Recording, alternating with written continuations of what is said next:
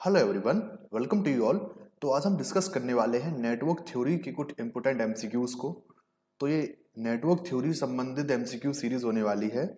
तो इसमें जो क्वेश्चंस डिस्कस करेंगे वो सभी इंपॉर्टेंट होंगे, चाहे हम यूपीपीएससी एई की बात करें, यूपीपीसीएल जेई एई की बात करें, यूपीआर बीयूएनएल जेई एई की बात करें, आरआरबी जेई, एसएससी जेई, है ना, आरआरबी एसएससी, और इसमें एसएससी जेई भी हम लिख लेते हैं, एसएससी जेई, और एमपीपीएससी एई, एमपी जेई एई के कोई भी एग्जाम हो, एमपीपीएससी एई, तो इन सब एग्जाम्स के लिए ये जो है सीरीज हमारी हेल्पफुल होने वाली है। चाहे वो डीएमआरसी हो, एलएमआरसी हो, सभी जेई एई के एग्जाम्स के लिए हम एक कॉमन सीरीज निकाल रहे हैं। और इस सीरीज में हम क्वेश्चंस को डिटेल में डिस्कस करेंगे, जिससे जितने भी इंपॉर्टेंट फैक्ट हैं, पॉइंट हैं, उनको खुरेद के, उनको निकाल के आपके सामने रखा जा सके, जिससे कि आपको नॉलेज गेन करने में कोई परेशानी उत्पन्न ना हो। और ये सीरीज बाइलिंगुअल होने वाली है, हिंदी और इंग्लिश दोनों तरीके से हम इसमें एक्सप्लेनेशन देंगे, जिससे कि जो इंग्लिश मीडियम वाले बच्चे हैं उनको भी परेशानी ना हो और हिंदी मीडियम वाले बच्चे भी समझ पाएं। लेकिन मैं फिर भी रिक्वेस्ट करूंगा हिंदी मीडियम वालों से कि थोड़े इंग्लिश की जो टर्मिनोलॉजी है उस पर थोड़ा सा ध्यान जरूर दें, उसको समझने की कोशिश करें, क्योंकि टोटली हिंदी पर डिपेंड रहना भी अच्छी बात नहीं है, लकीर का फकीर होना भी उतना अच्छा बात नहीं है। तो इसलिए आपको इंग्लिश पे भी थोड़ा सा फोकस करना है, हिंदी मीडियम वाले बच्चों के लिए बोलूंगा मैं। तो यहाँ पे हमारा जो चैप्टर फर्स्ट है ये बेसिक्स ऑफ सर्किट है हमारा, यानी कि जो सर्किट थ्योरी है उसमें हम बेसिक का जो कंसेप्ट है उसको हम समझने की कोशिश करेंगे, और ये हमारा अगला पार्ट होने वाला है। तो यदि आप चैनल पे नए हैं तो लाइक जरूर किया करें, वीडियो को शेयर भी करें, और चैनल को सब्सक्राइब तो बिल्कुल कर ही लें, क्योंकि आपके सिलेक्शन में ये एक माइल स्टोन साबित होने वाला है। ठीक है, मैं कोशिश ये करूंगा कि नियमित रूप से आपको वीडियो मिले, और ऐसी संभावना मैं दिखाता हूं कि आपको नियमित रूप से ही वीडियो मिलेगा, ये मेरा प्रॉमिस है।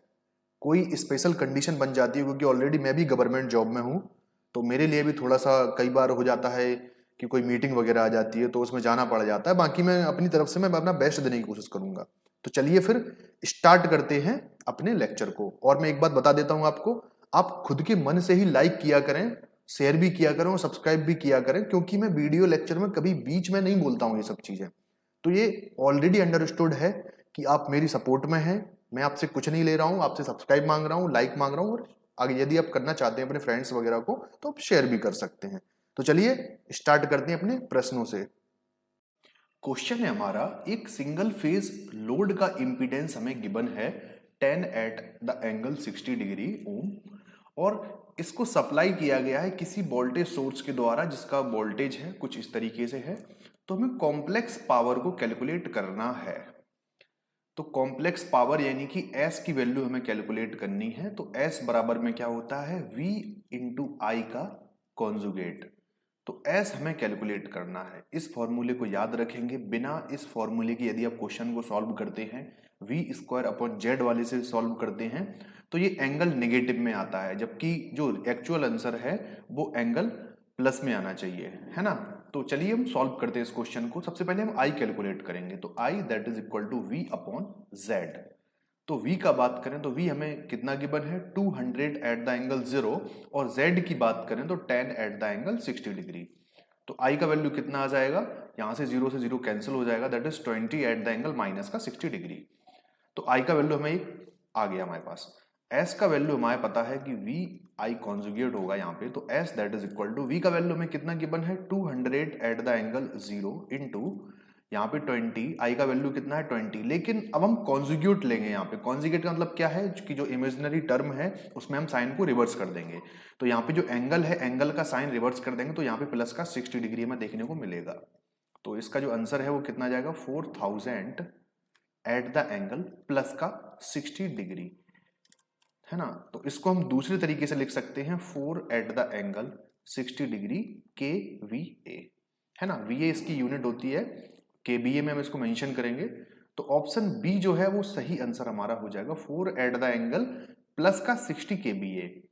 यदि हम इसको वी आई कॉन्जुगेट से ना करके यदि हम डायरेक्ट करने की भूल करते हैं, इसको मैं भूल ही कहूंगा, तो आंसर हमारा गलत हो जाएगा। कैसे, जैसे कि s बराबर में मान के चलो हम वी स्क्वायर अपॉन जेड से करें, तो वी स्क्वायर का वैल्यू हम देखेंगे तो 200 है, तो 200 का स्क्वायर करेंगे हम तो सीधा सीधा कितना आ जाएगा, 40,000 आ जाएगा। ठीक है ना, 4 जीरो हो जाएंगे, 2 के 4 जीरो हो जाएंगे।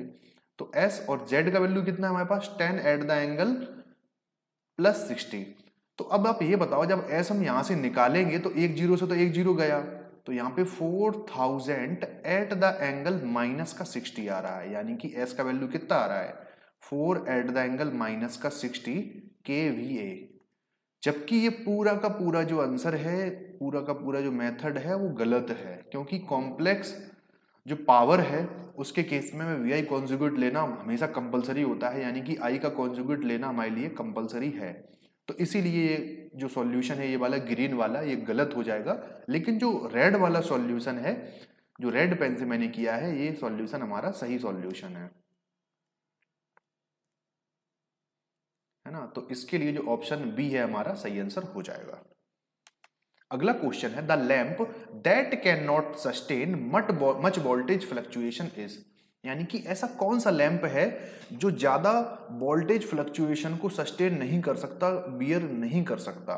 तो इसको हम कहते हैं इनकैंडेसेंट लैंप, है ना। इनकैंडेसेंट लैंप का ये नेगेटिव पर्सपेक्ट है कि ये ज्यादा वोल्टेज फ्लक्चुएशन को बियर नहीं कर सकता है। यदि हम इसके पावर फैक्टर की बात करें, cos फाई की बात करें, तो इसका पावर फैक्टर हमेशा यूनिटी होता है ना। इनकैंडेसेंट लैंप की बात करें, जो कन्वेंशनल हम बल्ब यूज करते थे 60 वाट का, 100 वाट का, 200 वाट का, है ना।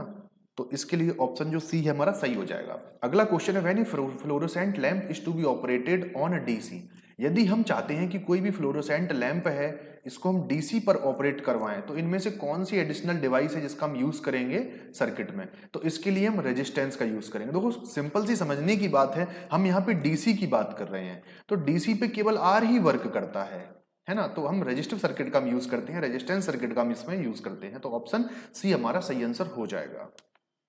अगला क्वेश्चन है, यंग्स मॉड्यूलस की हमसे डायमेंशन पूछी गई है। तो यदि हम बात करें यंग्स मॉड्यूलस के फॉर्मूले की, तो इसका फॉर्मूला होता है stress upon strain. Stress upon strain, तो स्ट्रेस का फॉर्मूला क्या है, force upon per unit area. Strain का होता है original length upon change into length. तो हमें देखो, यदि हम स्ट्रेन की बात करें तो स्ट्रेन तो एक यूनिट लेस है, तो हमें इसकी जरूरत तो पड़ेगी नहीं डायमेंशन निकालने के लिए। हमें केवल स्ट्रेस की यूनिट से मतलब है, that is force upon area. तो फोर्स अपॉन एरिया को हम क्या लिख सकते हैं, मास इनटू एक्सेलरेशन, ये हो गया। और एरिया की बात करें तो एरिया का एरिया हमारा ये हो गया। तो मास है तो मास को एम से हम डिनोट करते हैं। अगर हम एक्सेलरेशन की बात करें तो एक्सेलरेशन क्या होता है, मीटर पर सेकेंड स्क्वायर। तो मीटर को हम एल से दिखा सकते हैं, एल की पावर 1 हो गया।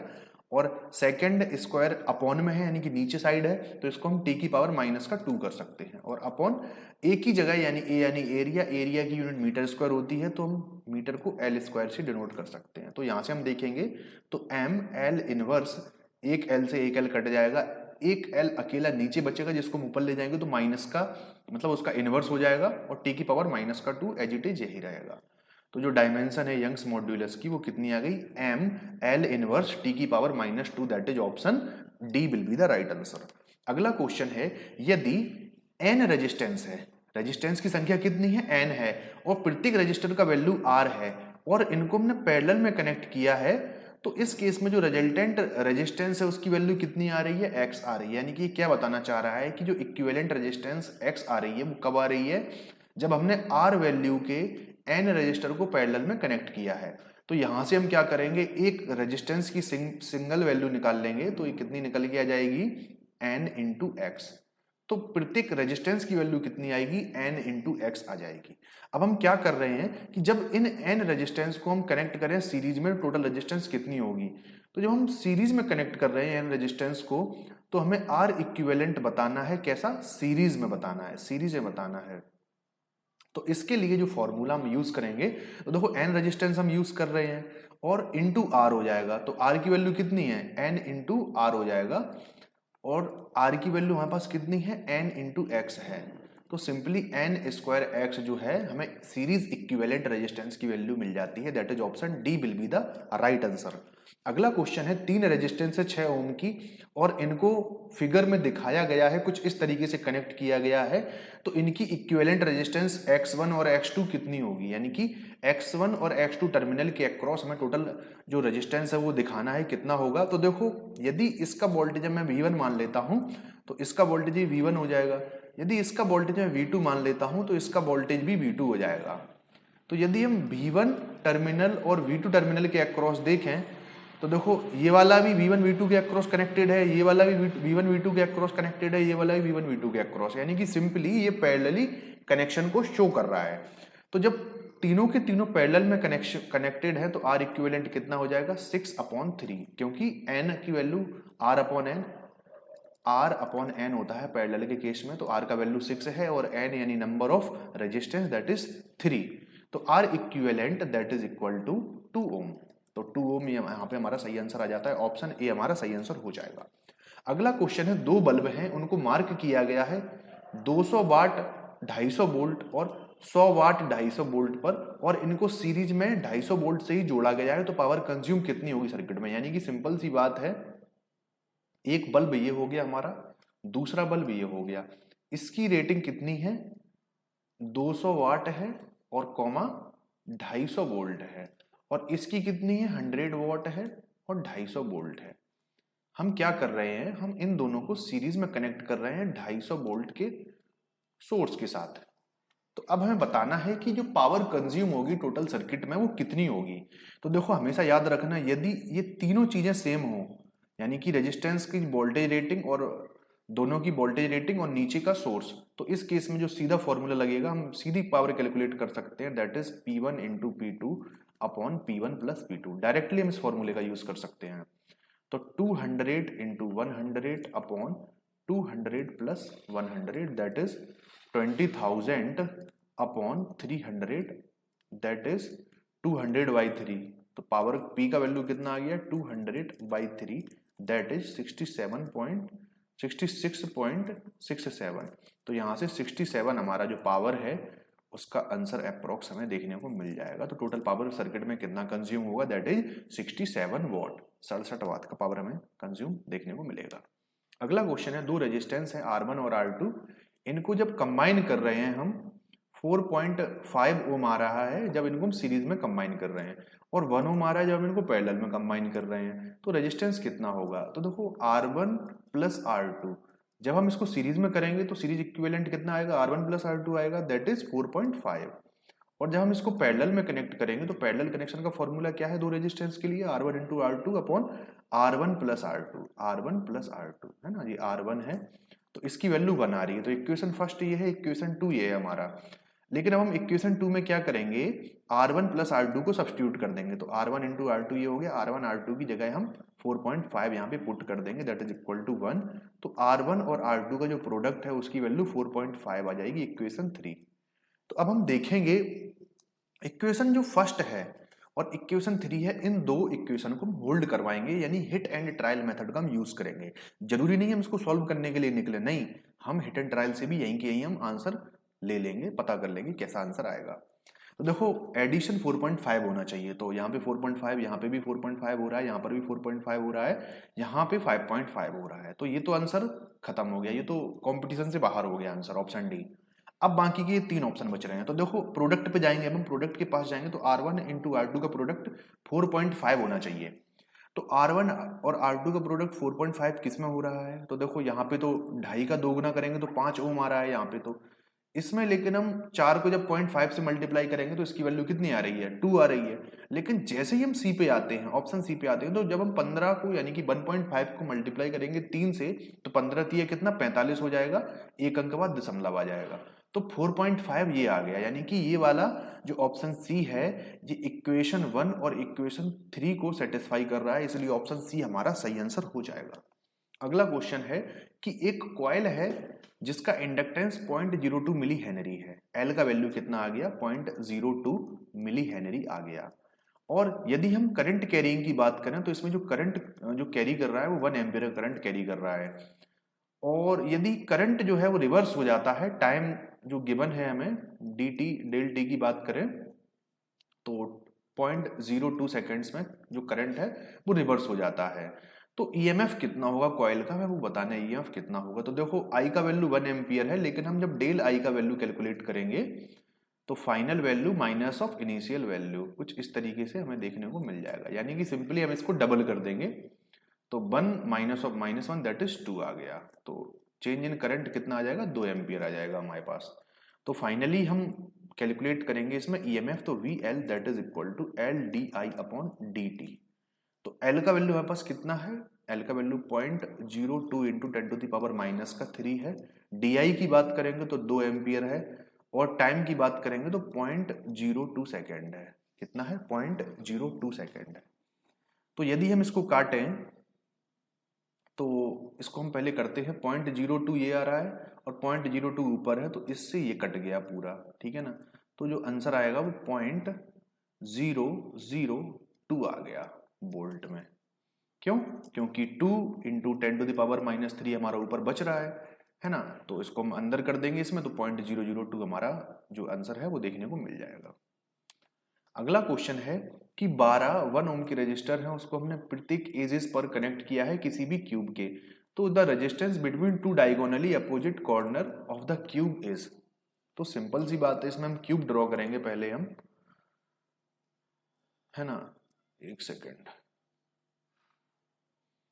इसको हम थोड़ा सा अच्छे से करते हैं क्वेश्चन को। तो कुछ इस तरीके से हम इसमें क्यूब ड्रॉ करेंगे।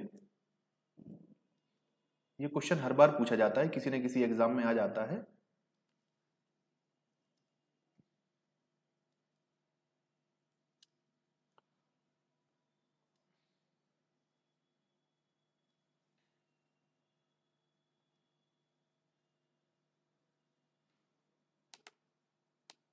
चलिए अब हम देखते हैं सर्किट को। हमने पहले क्या किया, हमने एक क्यूब बना लिया जिसमें 12 फेसेस हैं।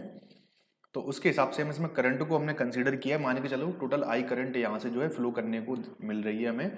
तो यहाँ पे 3 हिस्सों में डिवाइड होगी तो I/3 हो गया, यहाँ से फिर 2 हिस्सों में और ब्रेक हो जाएगी तो I/6 हो जाएगा। फिर ये I/6 यहाँ से आएगा और I/6 यहाँ से आएगा, तो I/3 as it is complete हो जाएगी। तो फाइनली हमें क्या करना है, हमें आउटर लूप में यहाँ से मूव करना है कुछ इस तरीके से, है ना। तो इस तरीके से हम मूव करेंगे। तो ये वोल्टेज सोर्स V है कोई, तो एक बार हमें सर्किट में मूव कर जाते हैं, ठीक है। तो देखते हैं इसमें एक बार मूव करके।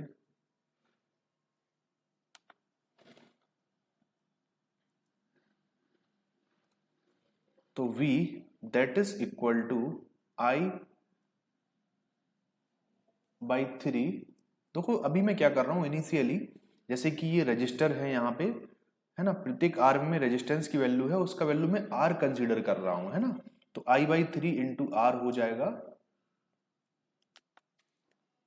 Plus I/6। इसके बाद I/3 ये हो गया, फिर I/6 पे आते हैं हम। I/6 इंटू आर हमारा ये हो गया प्लस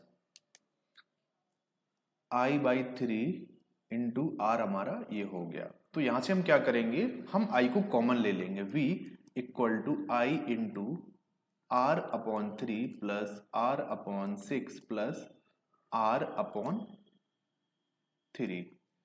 V/I यहां से हम कर लेंगे, V/I that is equal to, यहाँ पे हम इसको क्या करेंगे, एलसीएम ले लेंगे, तो 6 ये बचेगा, तो 2R plus R plus 2R ये बचा यहाँ पे। तो यहाँ पे R इक्विवेलेंट हमारा ये हो गया, तो 2 2 4 और 1 5 यानी कि 5R/6। तो R इक्विवेलेंट कितना आ गया, 5/6R, है ना। अब क्वेश्चन में R का वैल्यू 1 गिवन है हमें, तो 5/6 इंटू 1 हम पुट कर देंगे, तो दैट इज इक्वल टू 5/6 ओम हमारा जो आंसर है वो हमारा आंसर आ जाएगा। तो R इक्विवेलेंट कितना आ गया, 5/6 ओम।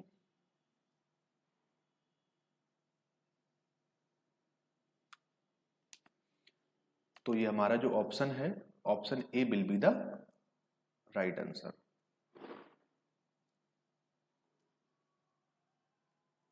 ऑप्शन जो ए है ये हमारा सही आंसर हो जाएगा। अगला क्वेश्चन है, एक रजिस्टर है जिसकी रेटिंग है 100 ओम और 1 वॉट, और दूसरा रेजिस्टेंस है 100 ओम और 2 वाट का, इनको सीरीज में कनेक्ट किया गया है। तो मैक्सिमम डीसी वोल्टेज कितना में अप्लाई कर सकते हैं कंटिन्यूअसली सर्किट में without exceeding the power limit of any of the series register, यानी किसी भी सीरीज रजिस्टर की पावर लिमिट को एक्सीड किए हुए कितना मैक्सिमम वोल्टेज अप्लाई कर सकते हैं इन दोनों रेजिस्टेंस के अक्रॉस, वो है बताना है।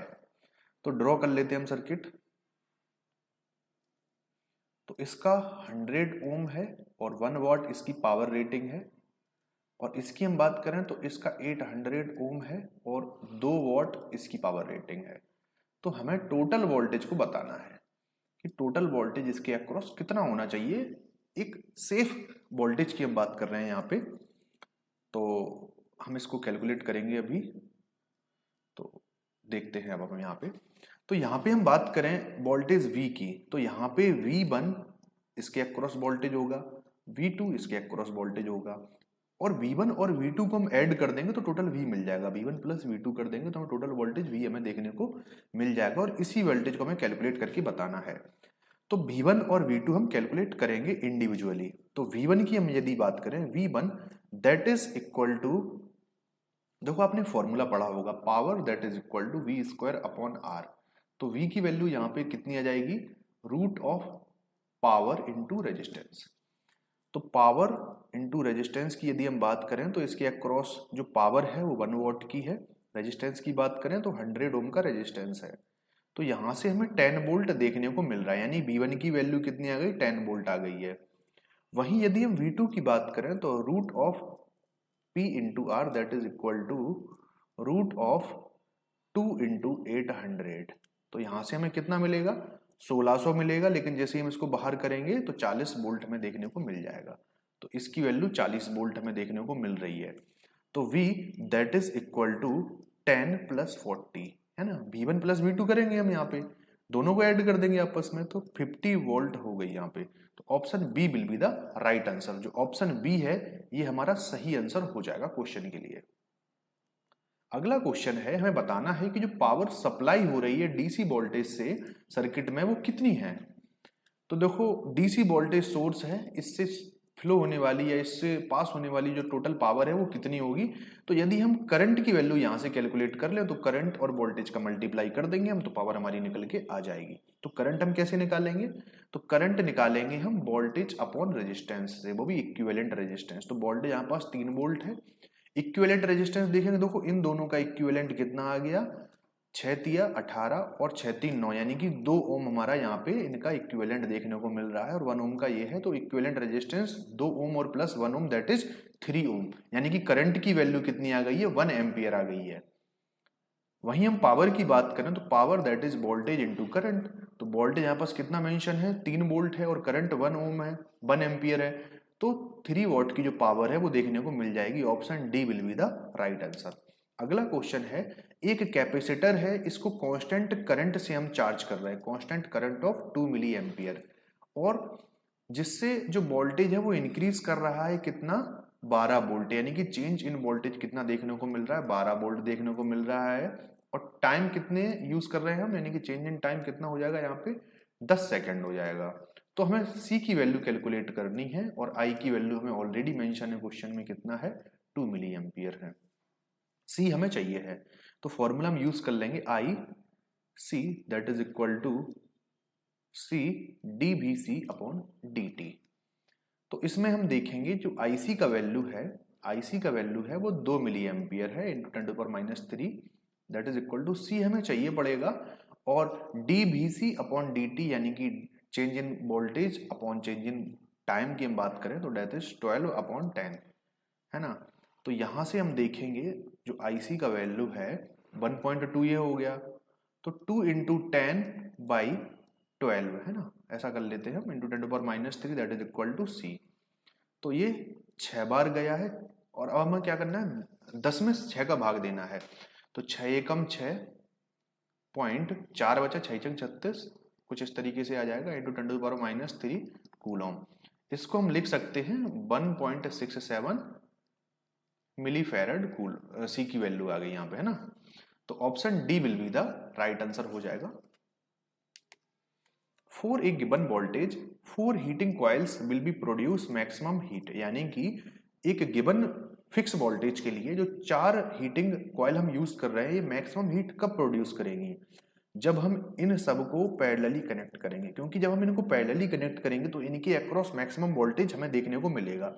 जो सोर्स वोल्टेज है पूरा का पूरा वोल्टेज हर एक इंडिविजुअल हीटिंग कॉइल के अक्रॉस में देखने को मिलेगा, और जब वोल्टेज ज्यादा देखने को मिलेगा तो करंट भी ज्यादा होगी, और वोल्टेज और करंट जब दोनों ही ज्यादा हैं तो सिंपल सी बात है पावर भी ज्यादा होगी। जब पावर ज्यादा है तो जितने टाइम तक हम उसमें जो है सप्लाई दे रहे हैं, यानी कि हम हीट की बात करें इनडायरेक्टली, तो जो हीट है वो भी हमें ज्यादा देखने को मिलेगी, मैक्सिमम कंडीशन में देखने को मिलेगी। तो ऑप्शन ए हमारा सही आंसर हो जाएगा।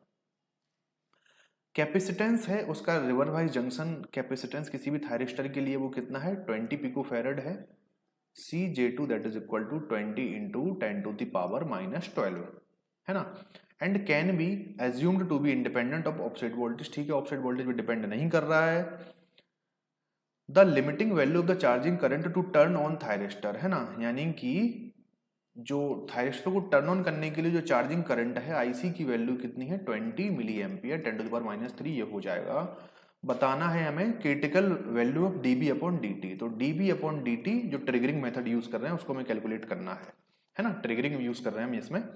तो dB और dt कैसे निकलेगा हमारा, तो IC that is equal to C dVC upon dt, इस तरीके से इस फॉर्मूले से निकल आएगा।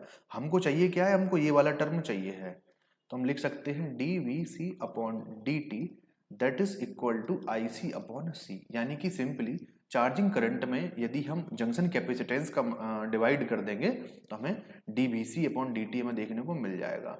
तो IC की वैल्यू हमारे पास कितनी है 20 इंटू 10⁻³ और C की वैल्यू हमारे पास कितनी है 20 इंटू 10⁻⁻12। तो 20 से 20 कैंसिल हो गया, माइनस का 3 कट जाएगा माइनस के 12 से, तो नीचे क्या बचेगा 10⁻⁻9 बचेगा, सॉरी माइनस का 9 बचेगा 10⁻⁹। तो dVC अपॉन dt इसको ऊपर ले जाएंगे तो कितना हो जाएगा 10⁻+9 हो जाएगा वोल्ट। देखो इसके लिए वोल्ट हो जाएगा और इसके लिए सेकंड हो जाएगा पर सेकंड। इसको हम ऐसे भी लिख सकते हैं 1000 वोल्ट पर माइक्रो सेकंड। क्यों, क्योंकि 10⁻+6 को हम नीचे ले जाएंगे तो 10⁻⁻6 बचेगा और -6 को हम माइक्रो सेकंड में लिख सकते हैं। तो इसीलिए जो dVC अपॉन dt का वैल्यू है वो 1000 वोल्ट पर माइक्रो सेकंड हमें देखने को मिल जाएगा। That is option A will be the right answer. अगला क्वेश्चन है हमें कंप्लीट रिस्पांस बताना है फर्स्ट ऑर्डर सर्किट के लिए, वो कितना होगा।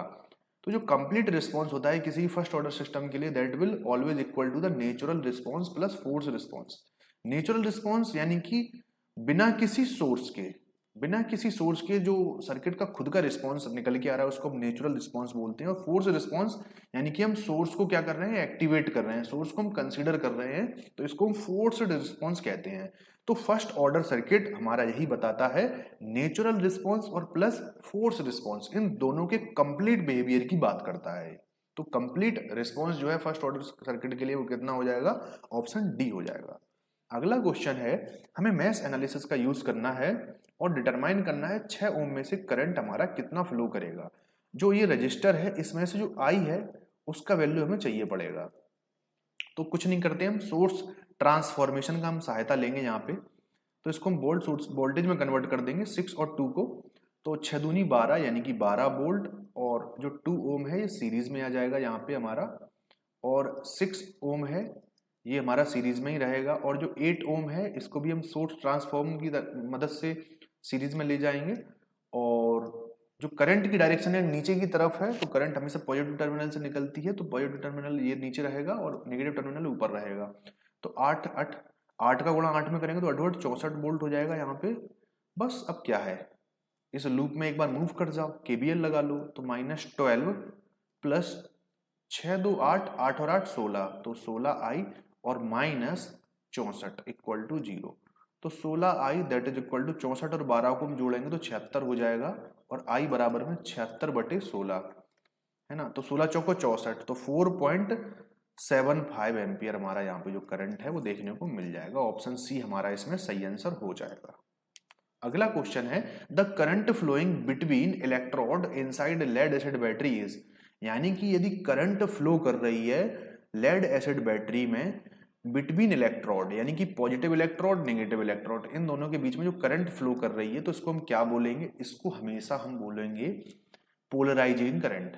पोलराइजेशन करंट, देखो पोलराइजेशन करंट जो है बेसिकली होती क्या है, जब ये हमारी इलेक्ट्रोलाइट के बीच में से होके जाती है तो कुछ बबल प्रोड्यूस होते हैं और बबल हमेशा एनोड पे जमा होने लगते हैं और इसी करंट के कारण जो बबल आ जाए इसी करंट को हम पोलराइजेशन करंट बोलते हैं। पोलराइजेशन करंट को या पोलराइजेशन इफेक्ट को खत्म करने के लिए हम क्या करते हैं, करंट को खत्म नहीं करते हैं, पोलराइजेशन इफेक्ट है यानी कि जो बबल्स आ रहे हैं उसको खत्म करने के लिए हम डीपोलराइजर का यूज करते हैं। बहुत बेहतरीन क्वेश्चन है डीपोलराइजर का, बहुत ही अच्छी इसमें जो टेक्निक हम उसका यूज करते हैं। तो ऑप्शन डी हमारा यहाँ पे जो है सही आंसर हो जाएगा। एक कॉइल है जिसमें 100 टर्न्स हम यूज कर रहे हैं और इसका जो ईएमएफ है वो कितना मिल रहा है, हमें 10 वोल्ट मिल रहा है और करंट फ्लो कर रही है और ये चेंज कर रही है 2 एम्पियर पर सेकंड के रेट से। तो सेल्फ इंडक्टेंस हमें कैलकुलेट करके बताना है कि सेल्फ इंडक्टेंस क्या होगा। तो VL that is equal to LdI/dt। तो VL का वैल्यू यानी इंडक्टेंस के अक्रॉस जो वोल्टेज है वो कितना है, 10 वोल्ट है, या ईएमएफ की बात करें वो कितना है, 10 वोल्ट है। तो L हमें चाहिए पड़ेगा और DI/dt की वैल्यू हमारे पास कितनी है, 2 है। तो L का वैल्यू कितना आ गया, 10/2 that is equal to 5 henry. तो option B will be the right answer. अगला क्वेश्चन है कि जो वेवलेंथ है 5500 आर्मस्ट्रॉन्ग की, ये किस तरीके की लाइट देगी। तो ये हमेशा ग्रीन कलर की लाइट देगी। ये क्वेश्चन बहुत फ्रिक्वेंटली आता है तो इसको तो हमेशा याद ही करके रख लो आप, है ना। है कि 3 रजिस्टर्स हैं 680 ओम के, इनको हमने कनेक्ट किया है सीरीज में 470 वोल्टेज के साथ। तो करंट ओवरऑल टोटल करंट कितनी होगी वो बताना है सर्किट की, सर्किट करंट की बात कर रहा है ये। तो I बराबर में हो जाएगा 470 वोल्ट अपॉन 3 इंटू 680, ठीक है ना, क्योंकि 3 680 ओम के रजिस्टर हम सीरीज में कनेक्ट करके रखे हुए हैं इसलिए हमने यहाँ पे 3 से मल्टीप्लाई कर दिया। R इक्विवेलेंट हो गया एक तरीके से ये वाला टर्म और ये V हो गया। तो I हम यहां से कैलकुलेट कर लेंगे। जब हम इस पूरी वैल्यू को सॉल्व करेंगे तो इसका जो आंसर है वो आएगा 0.23 इसका जो है एम्पियर आंसर आएगा। लेकिन यदि हम ऑप्शंस को देखें तो ये मिली एम्पियर में गिवन है, तो इसको मिली एम्पियर में कन्वर्ट करने के लिए हम इसको ऐसे भी लिख सकते हैं 230 मिली एम्पियर, ठीक है। 1000 से हमने इसमें गुणा कर दिया है और मिली यहाँ पे लिख दिया है तो बैलेंस हो गया दोनों चीजें, ठीक है। तो करंट की वैल्यू कितनी आ गई है, 230 मिली एम्पियर आ गई है। नेक्स्ट अगला क्वेश्चन है जो आइडियल वोल्टेज सोर्स है will charge an ideal capacitor, यानी कि कोई भी अगर आइडियल वोल्टेज सोर्स हम यहाँ पे देखें, यानी कि आइडियल वोल्टेज सोर्स का मतलब क्या है कि इसका इंटरनल रेजिस्टेंस 0 है और इसको हमने कनेक्ट कर रखा है किसी भी कैपेसिटर के अक्रॉस, कोई भी C कैपेसिटर है। तो इसका जो टाइम कांस्टेंट होगा जो RC होगा, अब चूंकि इसमें R तो इसमें है नहीं तो R का वैल्यू तो 0 है, तो टाइम कांस्टेंट की वैल्यू कितनी हो गई, 0 हो गई। और यदि अगर टाइम कांस्टेंट की वैल्यू अगर 0 हो गई और हमने जैसे ही आइडियल वोल्टेज सोर्स को किसी आइडियल कैपेसिटर के अक्रॉस लगाया तो इस केस में ये इंस्टेंटेनियसली चार्ज करेगा, ठीक है ना, और इंस्टेंटेनियसली डिस्चार्ज भी हो जाएगा। तो इसका ऑप्शन सी राइट आंसर हो जाएगा। अगला क्वेश्चन है the capacitance of A capacitor is the ratio. तो आपने देखा होगा Q इक्वल टू कितना होता है, C भी होता है। तो कैपेसिटेंस की वैल्यू कितनी आ जाती है, Q अपॉन V, यानी कि कूलॉम पर वोल्ट, है ना। तो इसका जो होगा वो चार्ज हो जाएगा, charge to the potential difference between the plate, बिल्कुल ये चार्ज हो गया और ये पोटेंशियल डिफरेंस हो गया। तो capacitance is the ratio of charge to the potential difference between the plates. Option A will be the right answer. अगला क्वेश्चन है किसी भी कॉइल के अक्रॉस हमें वोल्टेज कैलकुलेट करना है जिसमें जो DI/dt है उसकी वैल्यू ये रही और L की वैल्यू 8 माइक्रो हेनरी हमें देखने को मिल रही है। तो VL बराबर में कितना होता है, L इंटू DI/dt। तो VL हमारा कितना आ जाएगा, L की बात करें तो L कितना है, 8 माइक्रो हेनरी है। तो 8 इंटू 10⁻⁻6 इंटू अगर DI की बात करें तो 20 मिली एम्पियर है तो 10⁻⁻3 यहाँ पे आ जाएगा और अपॉन में ये माइक्रो सेकंड में है, जो टाइम है वो माइक्रो सेकंड में है तो 10⁻⁻6 यहाँ हो जाएगा। इससे ये वाला टर्म कैंसिल हो गया और 8 दूनी 16, 160 इंटू 10⁻⁻3 यानी कि सिंपली 160 मिली वोल्ट हम इसको बोल सकते हैं। जो V का वैल्यू है कितना आ गया, 160 मिली वोल्ट आ गया। Option B will be the right one. अगला क्वेश्चन है how many 200 watt oblique 220 volt incandescent lamps connected in series would consume the same total power as a single 100 watt 220 volt incandescent lamp। यानी कि ये हमें कितने bulb को connect करना पड़ेगा 200 वॉट और 220 वोल्ट के, कि इसकी जो टोटल पावर कंजम्पशन है वो इतने में आ जाए, और हमें सीरीज में कनेक्ट करना है। तो देखो एक चीज हमेशा याद रखना, सीरीज में जो पावर का फॉर्मूला होता है P equivalent that is equal to P1 into P2 upon P1 plus P2 होता है, ठीक है ना। तो हिट एंड ट्रायल से हम ट्राई करेंगे। बेसिकली इसका तो सीधा आंसर समझ में आ रहा है कि इसका आंसर 2 होगा, लेकिन हम इसको हिट एंड ट्रायल से भी देख लेते हैं। यदि हम 2 कनेक्ट करके देख रहे हैं तो उस केस में क्या बनता है हमारा 200 वॉट और 220 वोल्ट, और इसके अक्रॉस हमने कितना कनेक्ट कर रखा, इसके अक्रॉस टोटल पावर कितनी आनी चाहिए वो भी हम देख लेते हैं। तो यदि यहां पे हम 220 ही यहां पे दे रहे हैं, यदि हम इसको सॉल्व करेंगे तो टोटल जो पावर होगी वो 100 वॉट आ जाएगी। आप सॉल्व करके देख लेना, ठीक है। तो इक्विवेलेंट पावर जो टोटल रहेगी वो 100 वॉट आ जाएगी, जो कि इस पावर के बराबर होगी, इस पावर के बराबर होगी, ठीक है ना। तो इसका आंसर जो है option D will be the right answer. अगला क्वेश्चन है कि दो 1.2 किलो ओम के रजिस्टर हैं, इनको हमने सीरीज में कनेक्ट किया है, और इस सीरीज कॉम्बिनेशन को हमने पैरेलल में कनेक्ट किया है 3.3 किलो ओम रजिस्टर के साथ। तो टोटल रेजिस्टेंस कितना होगा, यानी कि सिंपली क्वेश्चन समझिएगा। 1.2 किलो ओम का ये हो गया, इसी के साथ हमने 1.2 किलो ओम का और कनेक्ट किया है, और इस पूरे अरेंजमेंट के साथ हमने पैरेलल में कनेक्ट किया है 3.3 किलो ओम का। तो इसको हम फर्दर सॉल्व करेंगे तो हमें टोटल रेजिस्टेंस कैलकुलेट करनी है, कितनी टोटल रेजिस्टेंस होगी। तो इसमें ऊपर आ जाएगा कितना 2.4 किलो ओम, और नीचे आ जाएगा कितना 3.3 किलो ओम। तो इन दोनों का पैरेलल कॉम्बिनेशन हम कैलकुलेट कर लेंगे, तो कितना आ जाएगा 2.4 इंटू 3.3 अपॉन 2.4 प्लस 3.3। तो 2.4 इंटू 3.3 यहाँ आ गया, और यहाँ पे 0.7 आ जाएगा, और 3 और 2 5 हो जाएगा, ठीक है ना। तो इसको जब हम सॉल्व करेंगे, इसको सॉल्व करेंगे तो ऊपर वाला जो टर्म है वो हो जाएगा 7.92 बाई 5.7 अपॉन में कितना है 5.7 है। तो इसका जो आ जाएगा वो आ जाएगा 1.389 किलो ओम, ठीक है ना। और जब यहां से किलो हटाएंगे हम, तो इस केस में क्या करना पड़ेगा, 1000 से हम इसे मल्टीप्लाई करेंगे तो 1389 हो जाएगा, है ना। 1389 ओम जो है इसका आंसर हो जाएगा। नेक्स्ट, अगर 3 इंडक्टर हैं, इनको पैरेलल में कनेक्ट किया गया है, तो इसमें से कौन सा जो टर्म है, कौन सा स्टेटमेंट है वो सही होगा। तो इसका आंसर हो जाएगा ऑप्शन डी, क्योंकि पैरेलल के केस में वोल्टेज हमेशा सेम होता है, करंट डिवाइड होती है। देखो पैरेलल अगर कनेक्शन है तो उस केस में वोल्टेज हमेशा सेम रहेगा और करंट हमेशा डिवाइड होगी, यानी कि विभाजित हो जाएगी या बट जाएगी। और यदि हम सीरीज सर्किट की बात करें, सीरीज सर्किट में करंट हमेशा सेम रहेगा और वोल्टेज हमेशा जो है डिवाइड हो जाएगा, वोल्टेज हमेशा डिवाइड हो जाएगा। तो दोनों पॉइंट्स इंपॉर्टेंट हैं, याद रखेंगे। नेक्स्ट, अगला क्वेश्चन है, एक कोई कैपेसिटर है, इसका कैपेसिटेंस 5 माइक्रोफैराड है, और इसमें कितनी एनर्जी स्टोर होगी यदि हम इसको 100 वोल्ट के डीसी वोल्टेज से कनेक्ट कर दें, ठीक है ना। तो एनर्जी बराबर में कितना होता है 1/2 सी इंटू वी स्क्वायर। तो 1/2 इंटू सी कितना है 5 इंटू 10⁻⁻6 हो जाएगा, इंटू वी का स्क्वायर यानी 100 मल्टीप्लाई विथ 100। ये 4 जीरो कट जाएंगे यहां से, ठीक है। तो 4 जीरो जब यहां से इसके साथ कटेंगे तो 10⁻⁻2 ही बचेगा इसमें, और 2 का भाग हम 5 में देंगे यहाँ पे, तो 2.5 यहाँ बचा इंटू 10⁻⁻2 यहाँ बचा, तो 2.5 अपॉन 100 जूल, ये सही आंसर आ गया यहाँ पे। तो option D will be the right answer.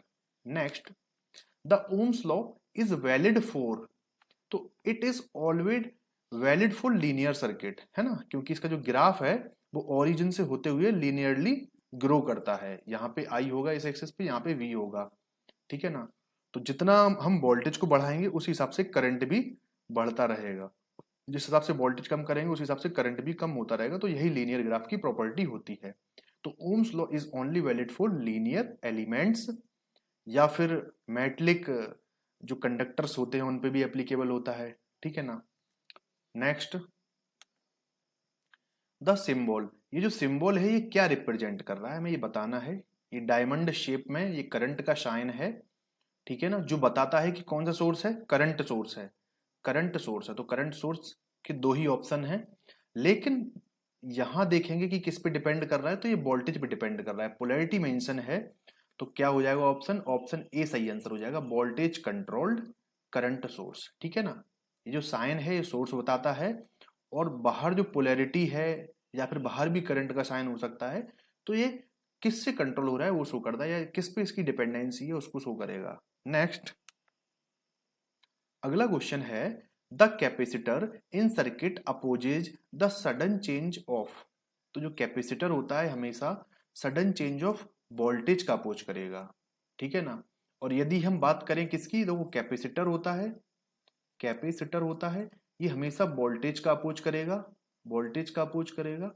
और यदि हम बात करें इंडक्टर की, इंडक्टर की, तो ये हमेशा सडन चेंज ऑफ करंट का अपोज करेगा, करंट का अपोज करेगा। ठीक है ना। तो दोनों की दोनों चीजें इंपॉर्टेंट हैं। अगला क्वेश्चन है, 1 watt is equal to how much. ठीक है ना। 1 वॉट कितने के बराबर होता है, यानी कि इसकी यूनिट बतानी है हमें। तो 1 वॉट, अगर हम वॉट की बात करें तो वॉट का मतलब क्या होता है, जूल पर सेकंड होता है। जूल किसकी यूनिट है, जूल एनर्जी की यूनिट है। ठीक है ना, एनर्जी की यूनिट है, एनर्जी अपॉन सेकंड। और एनर्जी को हम क्या लिख सकते हैं, फोर्स इनटू डिस्प्लेसमेंट या डिस्टेंस लिख सकते हैं। फोर्स की यूनिट होती है न्यूटन, और डिस्टेंस की या डिस्प्लेसमेंट की यूनिट होती है मीटर, और सेकंड का सेकंड ही रहेगा। तो फाइनली क्या समझ में आया कि जो यूनिट है उसकी वाट की, 1 watt, that is equal to newton metre, newton metre per second, newton metre per second है ना। ये रहा newton metre per second. Option D हमारा जो है वो राइट आंसर हो जाएगा। ठीक है, इंपॉर्टेंट है, याद रखेंगे। Next, in source transformation of A circuit, किसी भी सर्किट के सोर्स ट्रांसफॉर्मेशन में जो वोल्टेज सोर्स है वो ट्रांसफॉर्म हो जाता है करंट सोर्स में। इसका वाइस वर्सा भी सही है, वाइस वर्सा भी हम इसको लिख सकते हैं। इसका उल्टा स्टेटमेंट भी होता है तो वो भी सही होता है। अगला क्वेश्चन है, the property of a substance that opposes the flow of electric current is known as. तो इसको हम रेजिस्टेंस कहते हैं। रेजिस्टेंस बेसिकली क्या है, एक प्रॉपर्टी है जिसमें ये सर्किट से फ्लो होने वाले करंट का अपोज करता है। ठीक है ना, अपोज करेगा। तो इसीलिए इसकी इसी प्रॉपर्टी के कारण इसको रेजिस्टेंस कहा जाता है, क्योंकि ये रेजिस्ट करता है, ये अवरोध उत्पन्न करता है करंट की दिशा में, या करंट के बहाव की दिशा में ये अवरोध उत्पन्न करेगा। अगला क्वेश्चन है, the average value of voltage extracted from A battery.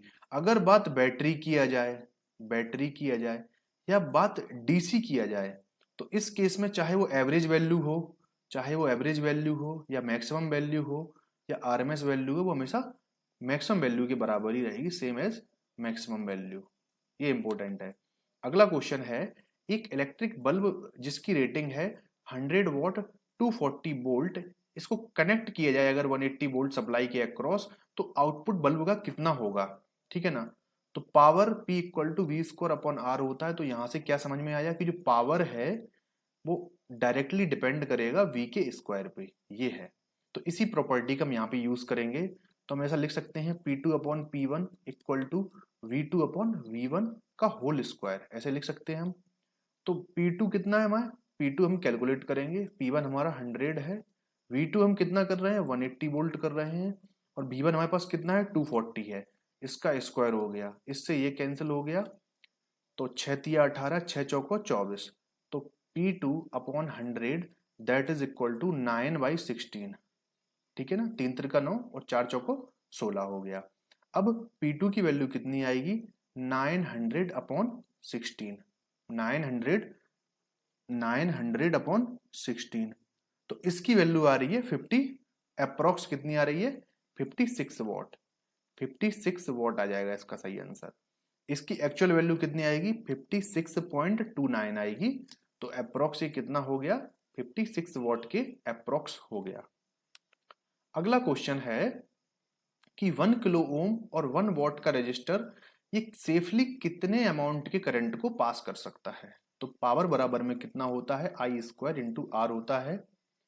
तो हमें क्या कैलकुलेट करना है, हमें आई की वैल्यू कैलकुलेट करना है। तो आई बराबर में क्या हो जाएगा, P upon R over the root. तो पावर कितना है, 1 वॉट है, और आर कितना है, 1000 ओम है, 1000 ओम है।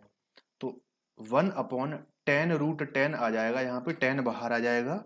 तो 1 अपॉन 10 रूट 10 हम जैसे ही करेंगे इसका, तो इसका आंसर आ जाएगा 0.031 एम्पियर, 0.031 एम्पियर, यानी कि 31 मिली एम्पियर भी हम इसको बोल सकते हैं।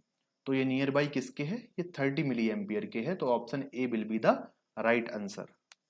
अगला क्वेश्चन है, अगर बी ब्रांचेज हैं, एन नोड्स हैं, तो नंबर ऑफ इक्वेशन किससे मतलब डिफाइन करेंगे हम। तो ऑप्शन डी राइट आंसर हो जाएगा, B minus N plus one. ठीक है ना, तो नंबर ऑफ इक्वेशन कितनी होंगी, B minus N plus one. B branch है, एन नोड है। ठीक है। अगला क्वेश्चन है, जो सी डी ब्रांच है, सी डी ब्रांच यानी कि ये वाली ब्रांच, इसमें से फ्लो होने वाली जो करंट है उसकी वैल्यू कितनी होगी। तो वही हमें कैलकुलेट करना है। सबसे पहले हम क्या करेंगे, ये जो तीन रेजिस्टेंस हैं, 2 ओम 1 ओम और ये 1 ओम का, इन तीनों को हम किस में ले जाएंगे, हम डेल्टा कन्वर्जन में ले जाएंगे। तो जब हम डेल्टा कन्वर्जन में ले जाएंगे तो एक यहाँ लगेगा इस तरीके से, एक रेजिस्टेंस इस तरीके से लगेगा, और एक रेजिस्टेंस इस तरीके से लगेगा। तो इसकी हम वैल्यू देखते हैं। तो जो यहाँ का वैल्यू होगा वो हो जाएगा 2 + 1 + 2 अपॉन 1। ठीक है ना, तो 2 और 1 3, 3 और 2 5। तो इसकी वैल्यू 5 ओम आ जाएगी, 5 ओम आ जाएगी इस साइड की वैल्यू। अगर हम इन दोनों के बीच की वैल्यू देखें तो 1 + 1 + 1/2, तो 2 + 1/2 यानी कि 5/2 आ जाएगा। तो इसका आंसर 5/2 ओम आ गया। और यदि हम 2 और 1 के बीच का फिर से देखें हम, तो 2 + 1 + 2/1, तो 2 और 1 3, 3 और 2 5। तो इसकी वैल्यू 5 ओम आ जाएगी। ठीक है ना, तो इसको हम रीअरेंज कर लेते हैं थोड़ा सा, इसको हम थोड़ा सा चेंज कर लेंगे। तो इस तरीके से कुछ रीड्रॉ करेंगे हम सर्किट। तो ये बन गया 5 ओम का, ठीक है, ऊपर ये बन गया 5 ओम का, ठीक है ना, और अगला ये बन गया 5/2 ओम का।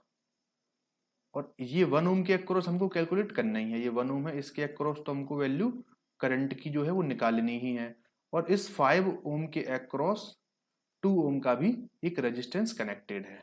तो इस तरीके से सर्किट जो है वो रीड्रॉ कर लिया हमने। 10 वोल्ट, ये माइनस हो गया, ये प्लस हो गया। अब हमें क्या करना पड़ेगा, हमें नोड वोल्टेज कैलकुलेट करना पड़ेगा। नोड वोल्टेज यानी कि यहाँ का वोल्टेज, देखो यहाँ का वोल्टेज और यहाँ का वोल्टेज सेम यही रहेगा, 10 वोल्ट माइनस प्लस 10 वोल्ट, इस आर्म का वोल्टेज यही रहेगा, यानी इस नोड का वोल्टेज हमें नोन है, हमें पता है। तो हमें इसका वोल्टेज हमने मान लिया V है, तो हम कैलकुलेट करेंगे, दैट इज V + 10/5। ठीक है ना, क्योंकि इस वाले रजिस्टर का कोई मतलब नहीं है, तो सीधे सीधे हम इसको नेग्लेक्ट भी कर सकते हैं, सीधा सीधा ये सोर्स है, इसको यहां भी कनेक्ट कर सकते हैं हम, इसका कोई मतलब है ही नहीं। तो V + 10/5 हो गया, प्लस एक काम और कर सकते हैं हम इसको, जैसे 5 और 2 इन दोनों का हम पैरेलल कॉम्बिनेशन और कैलकुलेट कर लेते हैं। तो 2 × 5/7 यानी कि 10/7 हो गया। कितना हो गया, 10/7 हो गया। तो थोड़ा सा हम इसको मॉडिफाई कर लेते हैं, थोड़ा सा देख लेते हैं इसको हम। तो कितना आ जाएगा यहाँ पे हमारा, यहाँ पे हमारा आ जाएगा 5 दूनी 10, 10/7 आ जाएगा यहाँ पे। तो कितना आ गया, जस्ट वेट, हाँ 10/7 आ गया हमारा यहाँ पे। तो इसमें भी थोड़ा सा चेंज हो जाएगा। अब चेंज किस तरीके से होगा देखते हैं।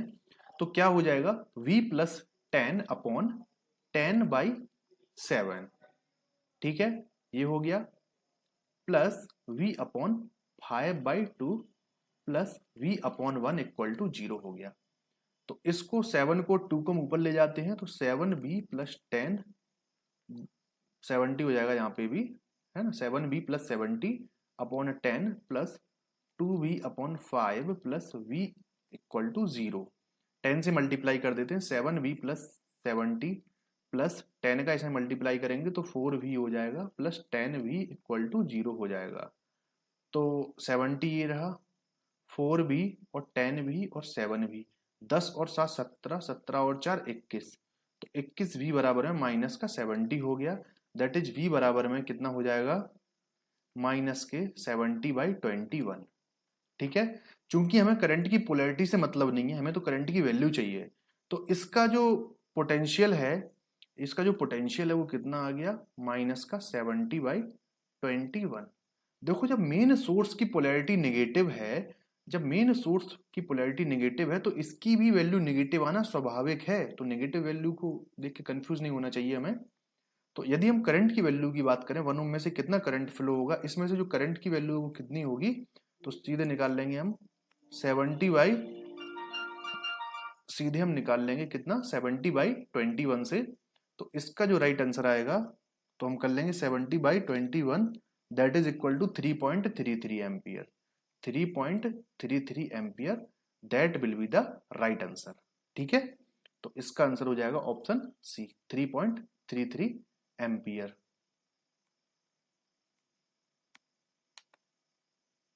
अगला क्वेश्चन देखते हैं। If a capacitor is charge by a square wave current, the voltage across the capacitor is, ठीक है ना। तो कैपेसिटर की अक्रॉस वोल्टेज कितना होगा, तो VC बराबर है 1/C integration of ICT into DT। ये है वोल्टेज अक्रॉस कैपेसिटर का फॉर्मूला। तो यदि हम बात करें करंट की, तो हम जो करंट दे रहे हैं, चार्जिंग करंट हम जो दे रहे हैं, वो स्क्वायर वेव के फॉर्म में है। तो स्क्वायर वेव का जो इंटीग्रेशन है, आप देखोगे जैसे मान लो इसकी वैल्यू Vm है, तो Vm का जब अपन इंटीग्रेशन करेंगे तो Vm इंटू टी ऐसे इस टर्म में डिफाइन होता है, Vm इंटू टी इस तरीके के टर्म में डिफाइन होता है।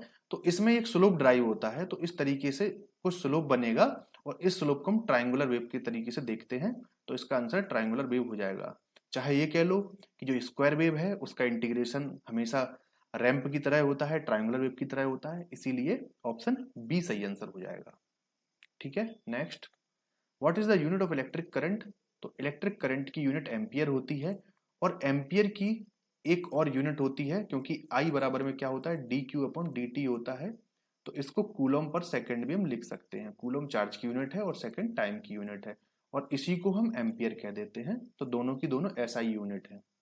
Next, what is the potential difference. Potential difference क्या होता है, तो it is the difference of the potential between 2 point in an electric circuit. ठीक है ना, किसी भी दो पर्टिकुलर पॉइंट्स के बीच में जो पोटेंशियल का अंतर है, उसी को हम पोटेंशियल डिफरेंस कहते हैं। Ideal voltage source should have, तो ideal voltage source always have zero internal resistance. Option A will be the right answer. अगला क्वेश्चन है, the current flowing through 1 ohm resistor connected B and E, B और E के बीच में जो 1 ओम का register connected है, इसमें से करंट कितना फ्लो कर रहा है। अब देखो 1 एम्पियर का करंट है, तो इसके साथ सीरीज में कुछ भी एलिमेंट लगा दो, इससे कोई फर्क नहीं पड़ेगा। तो 1 ओम का जो रेजिस्टेंस है, और 1 ओम का, सॉरी, ये 1 एम्पियर का करंट सोर्स है, और 1 ओम का रजिस्टर है, और दोनों ही इक्वली रेजिस्टेंस है। तो इसका जो करंट है वो दो भागों में इक्वली डिस्ट्रीब्यूट होगा, यानी कि 0.5 एम्पियर इसमें जाएगा और 0.5 एम्पियर इसमें जाएगा। तो इक्वली इसको दो भागों में डिस्ट्रीब्यूट हमने कर दिया। तो इसका राइट आंसर हो जाएगा ऑप्शन बी, क्योंकि हमसे इसके अक्रॉस पूछा गया था, बी और ई के अक्रॉस, तो 0.5 एम्पियर है आंसर इसका राइट। तो बी आंसर हो जाएगा। कोई सर्किट हमें गिवन है, इसमें जो पावर है 2 ओम रजिस्टर में, वो कितनी कंज्यूम हो रही है, जो कि ए और बी के अक्रॉस कनेक्टेड है, इसकी बात हो रही है यहाँ पे। तो ए और बी के अक्रॉस हमें पावर कैलकुलेट करनी है कि इस पॉइंट के अक्रॉस पावर हमारी कितनी कंज्यूम हो रही है। तो इस पर्टिकुलर नोड का वोल्टेज हम मान लेते हैं वी वोल्टेज है इस नोड का। तो V-6/2 plus V/2 plus v minus 12/2 that is equal to 0। तो 2 से मल्टीप्लाई कर देंगे पूरी इक्वेशन में, तो v minus 6 plus v minus 12 equal to 0। तो 1 और 2 और 1 3, तो 3v इक्वल टू 12 और 6 जोड़ देंगे तो इस साइड जाके पॉजिटिव के 18 हो जाएंगे। तो v की वैल्यू कितनी आ जाएगी, 18/3 that is equal to 6 volt. तो v बराबर में कितना आ गया, 6 वोल्ट आ गया। तो v की वैल्यू हमारे पास 6 वोल्ट आ चुकी है। तो अब एक चीज बताओ, 6 वोल्ट यहाँ है, 6 वोल्ट यहाँ है, तो भैया करंट इसमें कितना फ्लो करेगा? तो करंट तो हमेशा जीरो ही फ्लो करेगा ना इस केस में। भाई करंट होता क्या है, V अपॉन R, और यहाँ पे जो V है ये पोटेंशियल डिफरेंस बताता है। अगर पोटेंशियल डिफरेंस ही हम जीरो कर देंगे तो करंट कहाँ फ्लो करेगा, करंट कहाँ फ्लो करेगा? अगर ये जीरो हो गया तो I का वैल्यू भी हमारा जीरो हो जाएगा, और अगर I ही हमारा जीरो हो गया तो पावर भी हमारी जीरो हो जाएगी। तो इस केस में जो पावर कंज्यूम होगा वो 0 वॉट होगा। अगला क्वेश्चन देखते हैं, what is the frequency of the waveform shown below. तो इस वेव की फ्रीक्वेंसी कितनी होगी हमें ये बताना है। तो फ्रीक्वेंसी इक्वल टू होता है 1 upon time period. Time period का इनवर्स रिलेशन ही फ्रीक्वेंसी को डिफाइन करता है। अब एक चीज बताओ कि टाइम पीरियड क्या होता है, मतलब एक कंप्लीट साइकिल। तो कंप्लीट साइकिल हमारी ये रही, यहां से लेके यहां तक, ठीक है ना। तो आधी साइकिल का जो टाइम है वो 0.002 सेकेंड है, ठीक है ना। और अगर हम पूरी साइकिल का देखेंगे तो इसकी वैल्यू डबल हो जाएगी, तो 0.04 हो जाएगा इसका वैल्यू। एफ बराबर हम निकाल के देखेंगे 1 अपॉन 0.04, ठीक है ना। ऊपर और नीचे 100 से मल्टीप्लाई कर दे तो नीचे 4 बचेगा और इसकी वैल्यू आ जाएगी 25 हर्ट्ज। तो option C will be the right answer. Option C हमारा सही आंसर हो जाएगा, करेक्ट आंसर हो जाएगा, ठीक है। हमने जस्ट डबल किया इस रेंज को, क्योंकि ये पाई की ही रेंज है, हमें टोटल 2 पाई लेना पड़ेगा। 2 पाई की वैल्यू यहाँ तक आती है, 2 पाई की वैल्यू यहाँ तक आई, हमें पाई को डबल करना पड़ेगा 2 पाई, तो टाइम भी डबल हो जाएगा इस केस में। तो 0.04 यहाँ हो गया, 100 से ऊपर नीचे मल्टीप्लाई किया तो इस केस में क्या हो जाएगा, ऊपर 100 और नीचे 4 बचेगा, तो 100/4 that is equal to 25 hertz, ठीक है। अगला क्वेश्चन देखेंगे, a 100 volt lamp is to be operated on 250 volt supply, the value of the additional resistor to be connected in series will be. ठीक है, यानी कि एक 100 वॉट का बल्ब है और इसकी रेटिंग भी 100 वोल्ट है। हम इसको सीरीज में कनेक्ट करना चाहते हैं किसी भी एक एक्सटर्नल रेजिस्टेंस के, और हम चाहते हैं कि जो ऑपरेशनल वोल्टेज है या सप्लाई का जो वोल्टेज है वो 250 वोल्ट है, यानी कि सप्लाई का वोल्टेज इसकी रेटिंग के वोल्टेज से अधिक है। तो हमें कुछ एक्स्ट्रा जो पावर है उसका कंजम्पशन करवाना पड़ेगा किसी एक्सटर्नल रेजिस्टेंस के अक्रॉस। तो इस केस में हम इसकी रेटेड करंट देख लेते हैं, जो मैक्सिमम रेटेड करंट हो सकती है वो कितनी हो सकती है, that will B 100 what upon 100 volt, 100 what upon 100 volt. P बराबर में क्या होता है, वी आई होता है ना, तो आई बराबर में क्या हो जाएगा, पी अपॉन वी हो जाएगा। तो पी अपॉन वी ये हो गया, जो आई की वैल्यू है दैट इज 1 एम्पियर, यानी कि इस सर्किट में हम मैक्सिमम करंट 1 एम्पियर ही फ्लो करवा सकते हैं, 1 एम्पियर की करंट ही इसमें फ्लो कर सकती है, ठीक है। अब एक चीज बताओ, ये तो हमने इसकी करंट निकाल ली 1 एम्पियर, और वही करंट मेन सर्किट करंट बन गई। हमें आर का वैल्यू भी तो पता होना चाहिए ना, जो बल्ब लगा रहा है उसका एक्चुअल रेजिस्टेंस कितना है। तो वी स्क्वायर अपॉन पी हो जाएगा इसका, तो 100/100 अपॉन 100 हो जाएगा। आर बराबर में क्या होता है, वी स्क्वायर अपॉन पी, या फिर पी बराबर में वी स्क्वायर आर होता है ना, तो उसी से ये ड्राइव हुआ है ये वाला वैल्यू, ठीक है ना। तो इसको कंफ्यूज मत करना, तो वी स्क्वायर अपॉन पी यहाँ हो गया। तो आर का वैल्यू कितना आ गया, 100 ओम आ गया। तो इसमें जो आर का वैल्यू है ये कितना है, आर बराबर में 100 ओम है, तो इसमें तो कोई टेंशन ही नहीं है। अब एक चीज बताओ, जो करंट है, करंट बराबर में क्या होगा, V upon R external plus 100 ohm, यानी कि जो बल्ब का रेजिस्टेंस है वो हो जाएगा। और आई बराबर में कितना है, 1 एम्पियर है, वी की वैल्यू कितनी है 250 है, एक्सटर्नल हमें कैलकुलेट करना है, और 100 हमारा ऑलरेडी गिवन है। तो इस केस में जो एक्सटर्नल प्लस 100 है that will be equal to 250 volt, ठीक है ना। तो 250 ये आ गया यहाँ पे, तो एक्सटर्नल की वैल्यू कितनी आ जाएगी, आर एक्सटर्नल की वैल्यू कितनी आ जाएगी, that will equal to 250 minus 100, 250 minus 100, तो R external that should be 150 ohm. 150 ohm जो है हमारा एक्सटर्नल रेजिस्टेंस का वैल्यू आ गया, that is 150 ohm. Option C will be the right answer.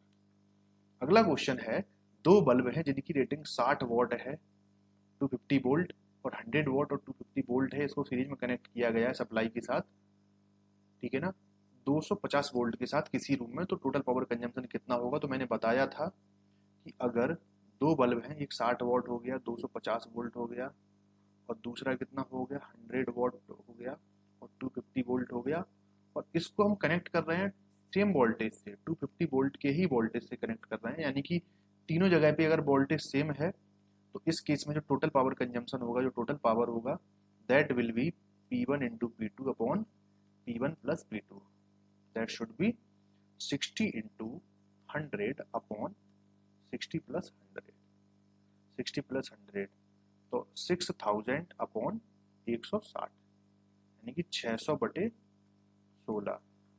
कितनी वैल्यू आ गई? 600 बटे 16। तो इसका जब हम सॉल्व करेंगे तो इसका आंसर आ जाएगा 600 बटे 16 का 37.5 वोट। तो इसका सही आंसर हो जाएगा option A, that will B 37.5 vote. अगला क्वेश्चन है, 100 टन कॉइल, इसका इंडक्टेंस 6 मिली हेनरी है। अगर नंबर ऑफ टर्न को इंक्रीज हम कर दें कितना? 200, जस्ट डबल कर दें, और सभी क्वांटिटीज को हम सेम रखें तो इंडक्टेंस कितना होगा? तो देखो L बराबर में होता है म्यू एन स्क्वायर ए अपॉन एल, या फिर एन पाई अपॉन आई। ये दो फॉर्मूले हैं एल के, सबसे प्रचलित हैं, ठीक है ना। तो इस केस में हमें क्या समझ में आ रहा है कि L is directly proportional to N square, यानी कि नंबर ऑफ टर्न्स के डायरेक्टली प्रोपोर्शन है। तो 6 मिली, आप ये समझो कि L1 बराबर में N1 का स्क्वायर हो जाएगा, इसी के अपॉन में L2 कर लेंगे तो ये N2 का स्क्वायर हो जाएगा, ठीक है ना। तो इस केस में हम क्या करेंगे, 6 मिली हेनरी में ही है तो कोई दिक्कत ही नहीं है, L2 ये हो जाएगा। N1 कितना है? 100 है, और N2 कितना है? 200 है। इसका हम स्क्वायर कर देंगे तो 1/2 ये आ गया, ठीक है ना। तो 6 upon L2 that is equal to 1/4 हो जाएगा स्क्वायर करने के बाद। तो L2 का वैल्यू कितना आ जाएगा? ये इस साइड चला जाएगा, L2 equal to 24 milli henry. तो option A will be the right answer, that is 24 milli henry. अगला क्वेश्चन देखेंगे, RMS value of sinusoidal current is given by. RMS value की बात हो रही तो आरएमएस बराबर में होता है Vm अपॉन √2 या फिर Im अपॉन √2, ठीक है ना। तो हम बोल सकते हैं 1/√2 times of maximum value of current, ये है। Option B will be the right answer. बाकी के क्वेश्चन हम नेक्स्ट पार्ट में लेके आएंगे, तो इस पार्ट में थोड़े से कम क्वेश्चन में करवा पाया हूँ, लेकिन फिक्र नहीं करना है, हम पार्ट को एक्सटेंड कर लेंगे और क्वेश्चन करवा लेंगे, कोई दिक्कत नहीं है यहाँ पे, ठीक है। तो चलिए, अगर आप चैनल पर नए हैं सब्सक्राइब जरूर करिएगा। तो मिलते हैं अगले पार्ट में, ठीक है। Have a nice time, good luck.